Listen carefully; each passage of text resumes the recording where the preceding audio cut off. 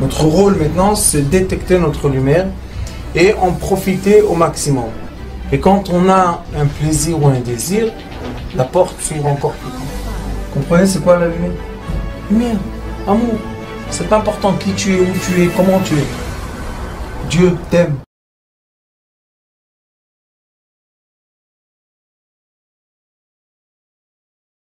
Il est écrit dans le Pirkei Avot, Ezeu ben Chorin haosek baTorah.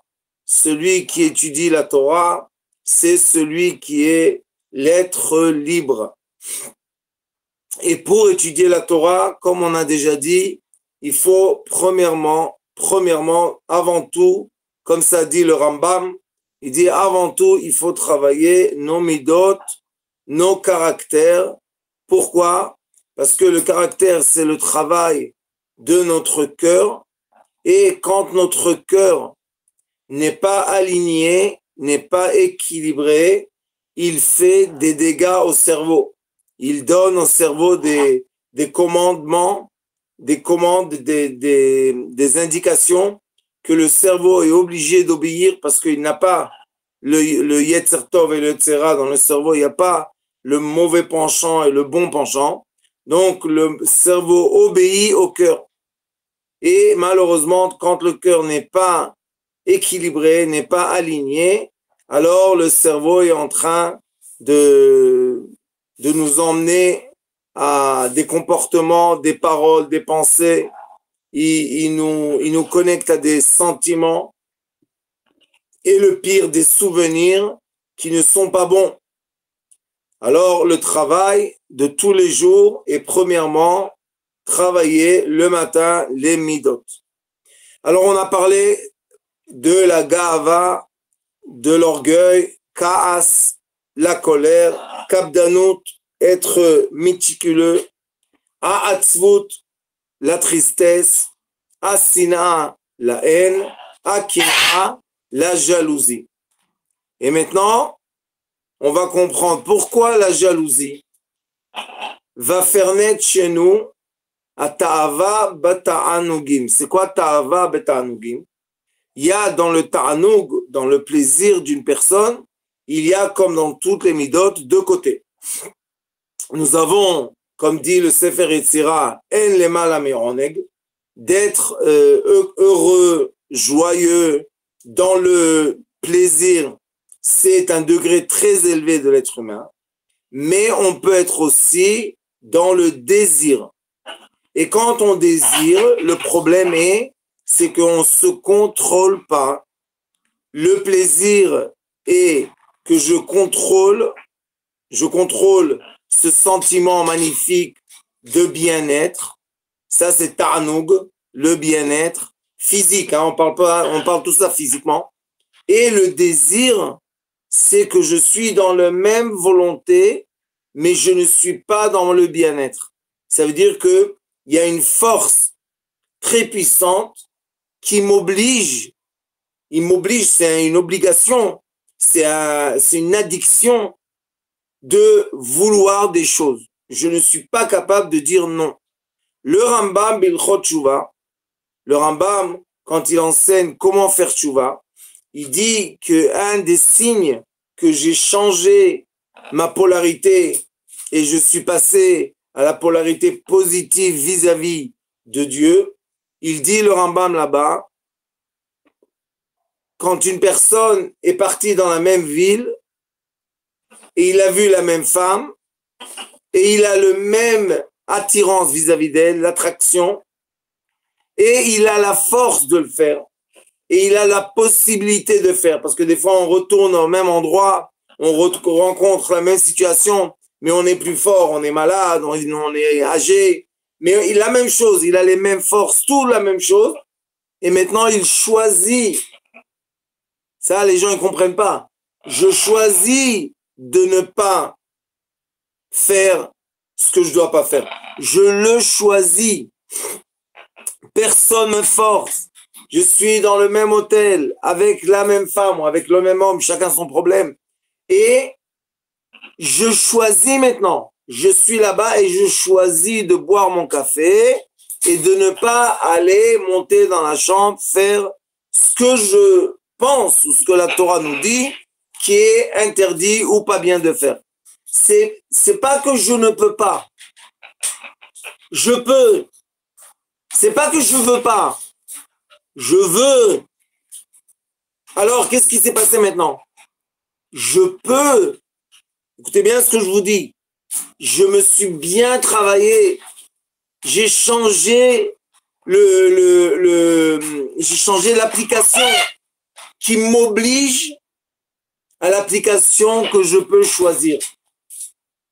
Je répète, j'ai changé, j'ai déchargé une nouvelle application dans mon cerveau et dans mon cœur surtout, qui me permet de choisir. Vous savez, quand on a la permission interne, on peut choisir, on est des hommes libres. Même si j'ai choisi, Bachar, Am Anivchar, Bachar, Asher Bachar Banu, même si j'ai choisi de faire ce que je fais avec cette femme ou la femme fait avec l'homme, je l'ai choisi. Comment je sais que j'ai choisi? À chaque instant, je peux m'arrêter. À chaque instant, je peux dire non. Sachez, et j'enseigne ça dans tous mes cours d'intimité, sachez, sachez et sachez. Je parle aux hommes comme aux femmes. Si la femme, l'homme a commencé le processus, parce que c'est un processus de s'approcher de la femme, de qu'elle veuille, c'est un processus. Si je suis capable,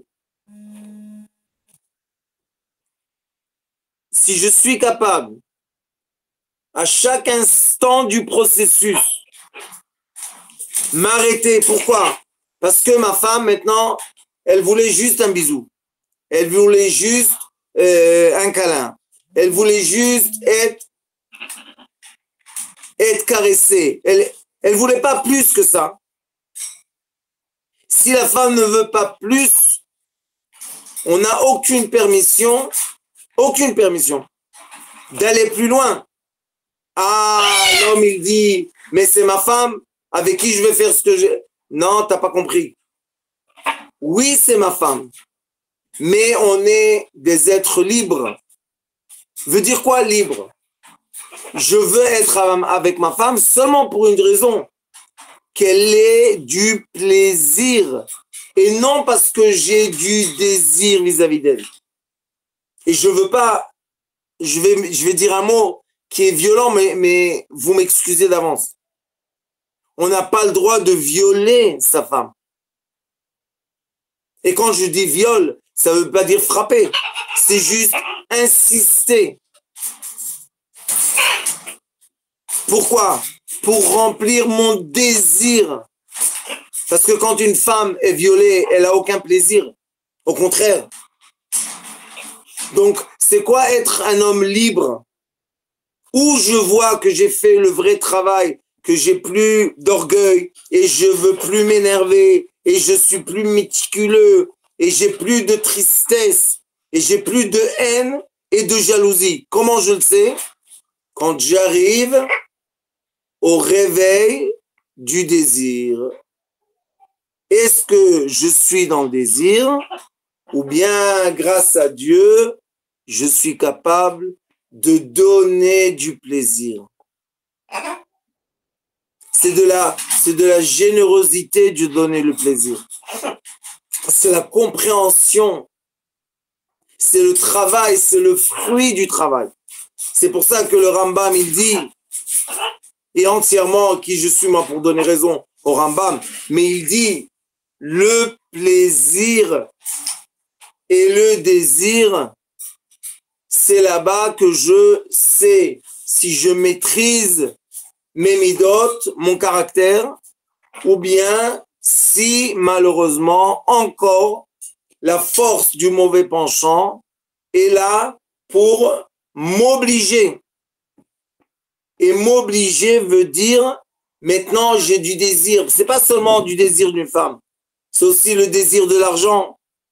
Est-ce que je suis prêt à tout faire pour avoir de l'argent? Et il y a des gens, oui, ils sont prêts à tout faire pour avoir de l'argent. Et après, tu leur dis, mais qu'est-ce que tu fais avec cet argent? Eh bien, vous allez voir, ils accomplissent des désirs. Donc, avoir de l'argent, vouloir avoir beaucoup d'argent, je ne parle pas de l'argent de nécessité. Eh bien, regardez autour de vous, vous allez voir, les gens accomplissent leurs désirs. Et peu de gens qui ont beaucoup d'argent ont du plaisir. Et si vous parlez avec eux et vous leur demandez, quel est ton plaisir avec l'argent? De quoi tu es tellement content? Ils vont vous dire, la générosité. Donner à son prochain. C'est le plus grand plaisir qu'on peut avoir avec l'argent. L'utilisation de l'argent. Donner à son prochain. Faire du bien à son prochain. Aimer son prochain, comme il est écrit dans Pirkei Avot.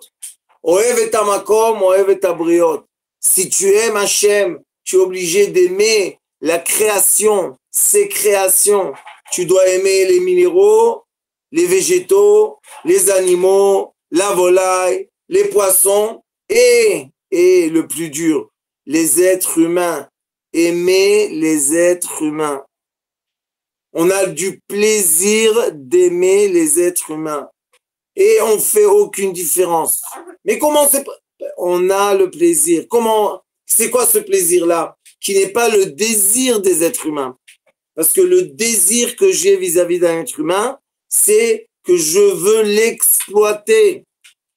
L'être humain, comme vous voyez dans le monde entier, malheureusement, dans le monde de l'esclavage et dans le monde des sectes, vous voyez que l'être humain, la plus belle création de Hachem, devient un esclave, devient un objet qu'on utilise. Et là, quand on étudie les bonnes midot, le bon comportement, le bon caractère, qu'est-ce qu'on fait? On change la polarité. C'est le même axe. Exploiter un être humain ou faire plaisir à un être humain, c'est exactement la même chose. Seulement que exploiter, c'est être dans l'obscurité de cet axe, et faire plaisir, pas désir, c'est la polarité lumineuse de l'axe de la relation, on appelle ça l'axe de l'attraction entre les êtres humains. Et c'est pas pour rien que le Maïmonide nous dit, si vous voulez voir si vous avez vraiment fait le travail, eh ben allez dans la même ville, dans le même endroit, avec la même possibilité, avec la même personne ou une personne que vous voulez, et ressentez intérieurement.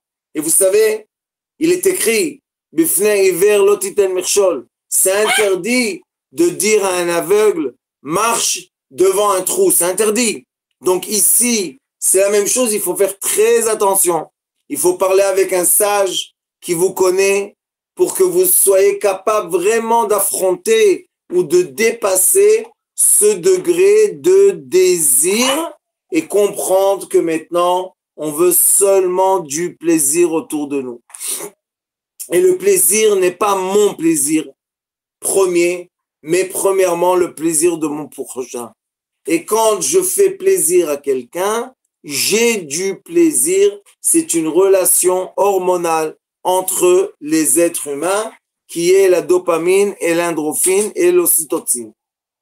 Donc, quand je veux voir est-ce que j'ai bien travaillé mes midot, je re-rentre, je repasse par le chemin dans lequel j'avais du désir qui n'était pas contrôlé. Du désir que je n'arrivais pas à contrôler. Et intérieurement, chacun de nous connaît ses pensées. C'était un désir que j'étais prêt à tout faire pour l'avoir. J'avais aucun sentiment, qu'est-ce que ressent la personne en face de moi. Je voulais juste accomplir mes volontés. Vous savez, il y a des gens, malheureusement, que Dieu nous en préserve, qu'ils ont dans leur maison des comportements intimes dans la famille. Dans la famille. Imaginez-vous, c'est écrit ici, Ta'ava bata'anugim. Imaginez-vous un père ou un frère, ou même l'inverse, une mère, une sœur, qui font dans la famille des choses comme ça. Arrêtez un instant le jugement dans votre tête. Arrêtez le jugement, ça ne sert à rien. Et juste pensez, est-ce qu'ils sont vraiment maîtres d'eux-mêmes? Est-ce qu'ils choisissent? Est-ce que c'est un choix? Ou bien peut-être c'est une addiction? Peut-être c'est une déformation des sentiments, déformation des pensées. C'est une très grande déformation. C'est une très grande erreur. Parce que cet enfant-là, qu'on a abusé malheureusement, il va souffrir. C'est notre enfant. Il appartient à nous, il appartient à personne d'autre. Donc qu'est-ce qu'on fait? On crée de la souffrance, notre propre souffrance. Et en majorité, les gens vont vous dire, oui, quand j'étais petit, on m'a abusé, on m'a fait. Je comprends et je dis, ces gens-là, le jugement est très compliqué. Parce que ils sont pas des êtres libres. Je parle du jugement biblique. Je ne parle pas que, évidemment, il faut aller à la police et dénoncer et que ces personnes soient punies. Mais je vous parle du jugement. Est-ce que je comprends que cette personne est déformée? Elle a un problème. Si on est capable de violer son propre enfant, sa propre femme, sa propre sœur, sa propre mère. Vous savez, Yom Kippour, le grand jour du pardon, qu'il est écrit que tout est pardonné, sauf une chose, la relation entre les êtres humains. Alors, qu'est-ce qu'on lit dans la Torah? On lit toutes les interdictions de l'adultère. On les lit tous les ans, on les lit 2 fois. Une fois quand la paracha arrive et une fois Yom Kippour Mincha. On lit toutes les interdictions de l'adultère. Pourquoi? Parce que les gens ont ces problèmes. Et Yom Kippour, c'est le jour de la Teshuvah. Et la Teshuvah, je vous ai expliqué qu'est-ce que dit le Rambam. C'est de passer à être contrôlé par mon désir. Et moi, je dois contrôler, pas mon désir me contrôle, mais moi, je dois contrôler mon désir. Et là, ça devient du plaisir. Et je ne fais pas du mal aux autres. Je veux que les autres aient du plaisir de mon comportement. Et quand ils ont du plaisir de mon comportement, là, je peux commencer à avancer dans la vie. Je peux commencer à Baruch Hashem, faire du bien autour de moi. Ce sont des enseignements qui sont vitaux. C'est vital d'avoir pitié, de ne pas être cruel. Et tous ces mauvais comportements, c'est parce qu'on est contrôlé par une force. On n'est pas libre. Ne croyez pas qu'être un être libre, c'est être capable de voter des élections. C'est pas ça la liberté. La liberté, c'est de ne plus être inférieur à nos désirs. La liberté, c'est être capable de vouloir, être capable de donner du plaisir à notre prochain. Comme je vous ai dit avec l'argent, ceux qui donnent de la tzedaka, ils ont le plus grand plaisir du monde. Mais ceux qui n'arrêtent pas de courir après l'argent, plutôt l'argent court après eux. et les fait faire des choses les pires au monde.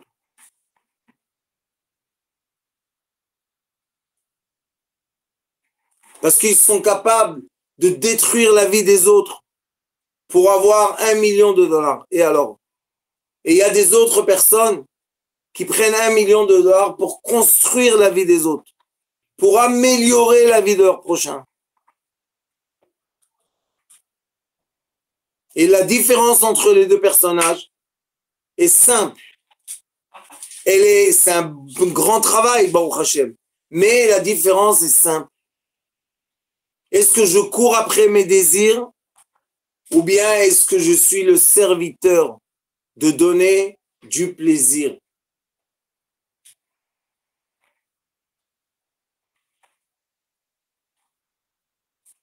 Et quand j'ai réussi à transformer la ta'ava, le désir en plaisir, en ta'anoug, Baruch Hashem, j'ai renversé toutes les cartes. Mais si j'ai pas renversé, vous savez quel est le problème? Que je suis jamais rassasié.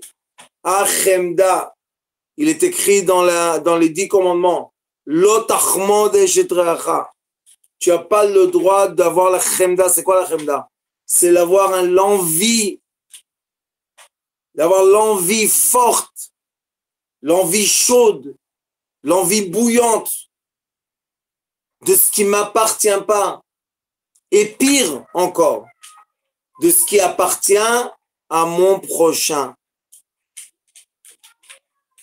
On n'a pas le droit de toucher les choses qui appartiennent à notre prochain. Quand on commence à se permettre, et je vous ai dit que le cerveau, lui, il est l'obéisseur. Lui, il obéit. Le cerveau n'est pas celui qu'on doit travailler dessus. Le cerveau juste obéit. Mais c'est le cœur, c'est les midotes qui vont nous déformer malheureusement notre comportement. Donc, on doit faire très attention. Pourquoi? Parce que quand j'ai la chemda, chomed, c'est quelqu'un qui est envahi d'une chaleur. Je vous dis ce qu'on ressent. C'est envahi d'une chaleur et on ne peut pas se retenir d'exploiter le bien de notre prochain. Ça peut être la femme de notre prochain, ça peut être l'argent de notre prochain, ça peut être le terrain de notre prochain. On veut ce qui ne nous appartient pas. Si quelqu'un veut vendre sa maison et toi tu veux acheter, c'est pas une chemda. La chemda, c'est que tu veux la maison de ton prochain, mais lui, il veut pas la vendre. Ça, c'est la chemda. Je prends par force ce que je désire. Et cette chemda-là, chimoud, c'est cette chaleur-là qui envahit l'être humain des fois. On est complètement envahi. C'est comme si on nous a jetés dans une marmite avec de l'eau bouillante. Et on n'arrive pas, le cerveau n'arrive pas à sortir de cette addiction. Mais oui, on vous a donné le cheminement écrit dans la Torah, Baruch Hashem. Tout commence par l'orgueil. Et vous allez voir, après, il va nous donner les conseils. Comment on peut arrêter tout ce processus? Parce que quand on a ce désir très fort, et on a la chemda, c'est cette chaleur bouillante en nous, qu'est-ce qu'on cherche? On cherche la srara. C'est quoi la srara? Srara en hébreu veut dire en français que je veux commander les autres, je veux régner sur mes prochains. Mais pas parce que ils m'ont choisi d'être leur berger. parce que je veux les exploiter. Je veux qu'ils me donnent du respect. Je veux qu'ils me donnent leur corps. Je veux qu'ils me donnent leur argent. Je veux leur prendre leur terrain. Et j'ai le droit à tout. Et vous savez, dans le monde artificiel, dans les scènes de théâtre de la vie, les gens, quand ils ont la srara, qu'est-ce qu'ils font? Comme ils ne veulent pas regarder le miroir et se dire « Ah, on est des gens pas bien », alors qu'est-ce qu'ils font? Ils font ce qu'on appelle en hébreu « Yachasem Marut », des relations entre les êtres humains qui obligent notre prochain. Notre prochain n'arrive pas à sortir de cette relation de force. Et comment on arrive à ça, dit le roi Salomon dans ses proverbes de Michelet. Il dit quand tu es méticuleux sur quelqu'un, et cette personne que tu es méticuleux avec, est gênée de tes regards, ou est gênée de tes expressions, de tes paroles ou de tes gestes, dès qu'elle est gênée, elle est dans le piège. Elle est rentrée dans le piège d'où de la relation de force entre les êtres humains. Et après, c'est facile de tout faire et d'exploiter, tout exploiter. Vous savez, je vais vous dire un donné qui est triste. Mais sachez que la majorité des femmes et des hommes qui se prostituent, ceux qui les emmènent à la prostitution, ce sont des gens qu'ils aiment. Comment c'est possible qu'une femme dise « j'aime ce monsieur » et il a fait travailler dans la prostitution? C'est n'importe quoi. Des enfants, malheureusement, des petits-enfants, des garçons, des filles. C'est pas qu'ils aiment la personne et ils travaillent pour elle. Je suis cru aujourd'hui, hein. Mais c'est parce que cette personne a réussi à les obliger de leur faire plaire, de plaire aux gens. Écoutez bien ce que je vous dis. On doit plaire seulement à Hachem. C'est comme ça. Quand je vois que quelqu'un commence à me donner des remarques qui me mettent mal à l'aise, je dois fermer les yeux et savoir. Hachem, Dieu m'aime. Qui tu es, comme tu es, où tu es, ce que tu es, Dieu t'aime. Alors moi je dis à mes élèves, ferme tes yeux et imagine que la lumière blanche t'enlace. Ressens à l'intérieur de toi, comme dans la méditation de la lumière, ressens cette chaleur, bonne chaleur maintenant. Cette chaleur de lumière et d'amour, sans aucune condition, sans aucune déformation.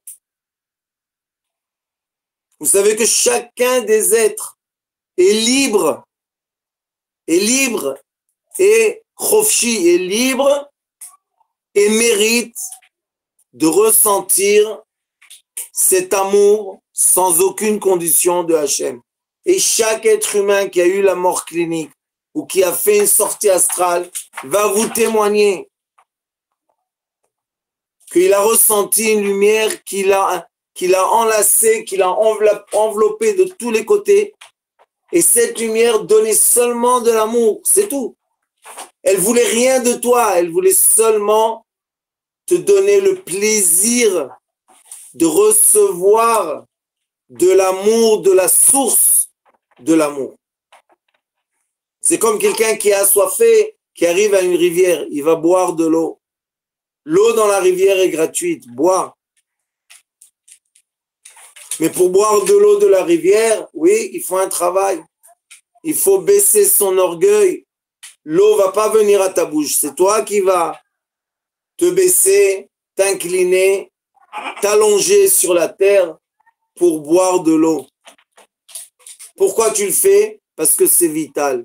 Les midotes, le comportement, c'est vital. C'est pas quelque chose qu'on est obligé de le faire parce que vous voyez autour de vous, énormément de gens ne travaillent pas les midotes. Ils travaillent leur plaisir.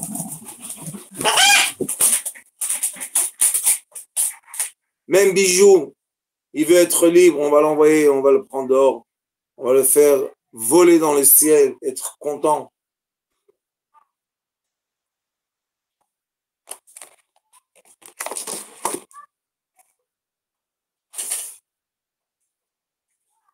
Et pourquoi on veut avoir la srara, se mettre au-delà de nos frères, dirigé par la force, par le vice? Pourquoi, vous savez? Parce qu'on veut le kavod, on veut du respect. Et le respect nous renvoie au premier problème. C'était quoi le premier problème qui a récité ici Rabbi Chaim Vital? L'orgueil. Quand je veux qu'on me respecte, j'exige le respect. Je vous dis, c'est un travail très dur d'accepter de recevoir le respect si on le mérite et non pas exiger le respect par ceux qu'on pense qui doivent nous respecter. Tout ça, c'est un travail. C'est un vrai travail. Ve'a kavod et le respect. Et quand je vois que je suis encore une fois à la chasse du respect, je vous dis, j'ai vu des gens détruire des empires. J'ai vu dans mes yeux. Pourquoi? Parce qu'il voulait être respecté. Tu lui dis, mais tu as du respect. Non. Je veux du respect, que les gens se soumettent à moi. Je veux le respect des esclaves. Je veux pas le respect libre. Parce que le respect du libre arbitre, c'est un respect de l'amour. C'est comme on respecte nos grands-parents, comme on doit respecter nos parents, comme on respecte nos enfants. Vous savez, dans les commandements, dans les instructions, comment respecter nos enfants, écoutez bien ce qui est écrit. C'est tellement beau, c'est tellement beau. Il est écrit que pour recevoir du respect de vos enfants, respectez-les. Pour avoir du respect de sa femme, respecte-toi ta femme, tu verras, elle te rendra du respect en miroir. Tu peux pas exiger du respect de tes enfants. Quand toi, tu les respectes pas, c'est de la peur, c'est pas du respect. Et malheureusement, combien de gens tombent dans ce piège de faire peur à ceux qu'on aime. Et l'amour se transforme en haine intérieure, en sentiments complètement mélangés. Pourquoi? Parce que nos parents nous ont fait peur. On a eu peur d'eux. Baruch Hashem, un très beau cours. Merci d'être là, de me faire entendre ces merveilleuses paroles qui sortent des livres sacrés, Baruch Hashem. J'espère que Baruch Hashem, le premier qui doit faire la tchouva, c'est moi, bien sûr, aucun doute. Aucun doute. Tous les jours qu'on se réveille le matin, on doit faire tchouva.